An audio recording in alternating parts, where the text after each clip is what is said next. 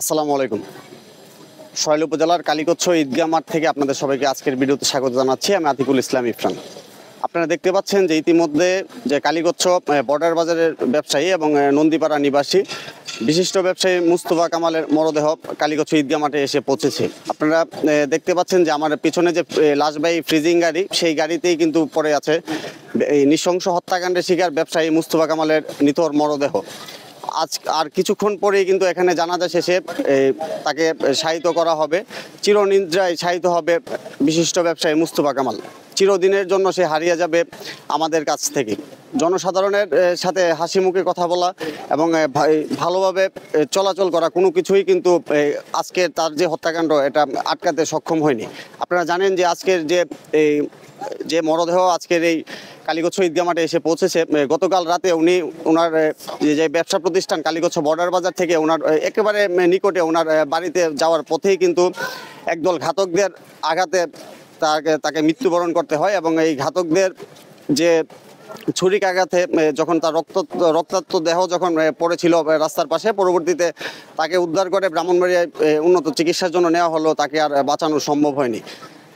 তো আজকের এই হত্যাকাণ্ড ঘিরে এলাকায় যেমন চাঞ্চল্যের সৃষ্টি হয়েছে, তেমনি মানুষ খুবই আশাহত এবং ব্যথিত হয়েছে। কারণ আজকের যে মানুষটি আজকে নৃশংস হত্যাকাণ্ডের শিকার হয়ে চলে গিয়েছেন, তিনি বরাবরই একজন ভালো মানুষ হিসাবে এই সমাজের তার একটা খ্যাতি ছিল এবং আজও মানুষ কিন্তু এই যে আপনাদেরকে যদি দেখায় যে আমার পেছনে দেখতে পাচ্ছেন যে দলে দলে অসংখ্য মানুষ কিন্তু আজকের এই জানাজাতে অংশগ্রহণ করতে এবং এক নজর এই ভালো মানুষটিকে দেখতে কিন্তু সকাল থেকে তার বাড়িতে ভিড় করেছিল এবং আজকে এই ঈদগাহ মাঠেও কিন্তু শত শত হাজার হাজার মানুষের একটা সমাগম হবে এবং এখান থেকে জানাজা শেষেই তাকে চিরনিদ্রায় শায়িত করা হবে।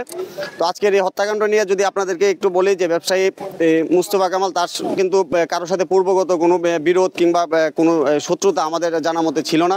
তিনি অত্যন্ত সহজ সরলভাবে এবং খুবই বিনয়ের সাথে কিন্তু এই সমাজে চলাফেরা করতেন।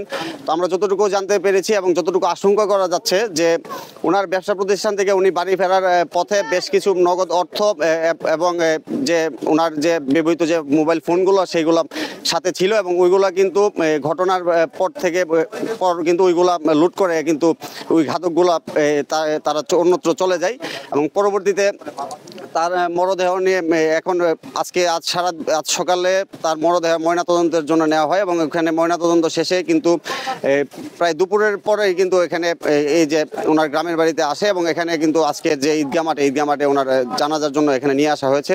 আমরা ইতিমধ্যে জানতে পেরেছি যে পুলিশ এই ঘটনার সঙ্গে সংশ্লিষ্টতার অভিযোগে একজনকে গ্রেফতার করেছে এবং ইতিমধ্যে তদন্ত চলমান রয়েছে। তবে আমরা আশা করছি যে অতি শীঘ্রই এই হত্যাকাণ্ডের একটা রহস্য উদ্ঘাটন হবে। আর আপনারা অনেকে জানেন যে একের পর এক হত্যাকাণ্ড এবং চুরি ছিনতাই এগুলো সরাইলে কিন্তু বৃদ্ধি পাচ্ছে। আমরা যতটুকু অনুমান করছি এবং যতটুকু জানতে পারছি যে আসলে সবকিছুর পেছনে কিন্তু মাদকের একটা উপদ্রব কিন্তু কাজ করছে।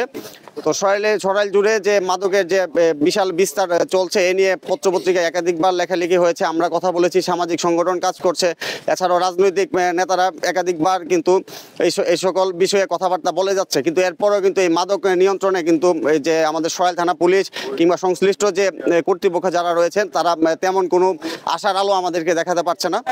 আপনারা জানেন যে দীর্ঘদিন যাবৎ এই মাদকের সমস্যার কারণে এই মাদকাসক্ত অনেক ছেলেরা পরবর্তীতে চুরি ছিনতাই সহ অপরাধমূলক নানা কর্মকাণ্ডের সঙ্গে জড়িয়ে পড়ছে।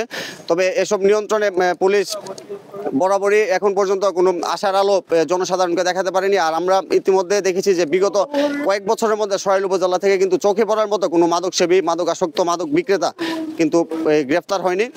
তো আমরা আশা করছি যে সকল ঘটনার মতো এই মুস্তফা কামাল হত্যাকাণ্ড এটা ধামাচাপা পড়ে যাবে না, অতি শীঘ্রই এটা একটা রহস্য উদ্ঘাটন হবে এবং সংশ্লিষ্ট যারা রয়েছেন, যারা এই অপরাধমূলক কাজ এবং ন্যাক্কারজনক ঘটনাটি ঘটিয়েছে তাদেরকে আইনের আওতায় আনা হবে এবং সর্বোচ্চ শাস্তি নিশ্চিত করা হবে। তো সবাই ভালো থাকবেন, সুস্থ থাকবেন। আসসালামু আলাইকুম।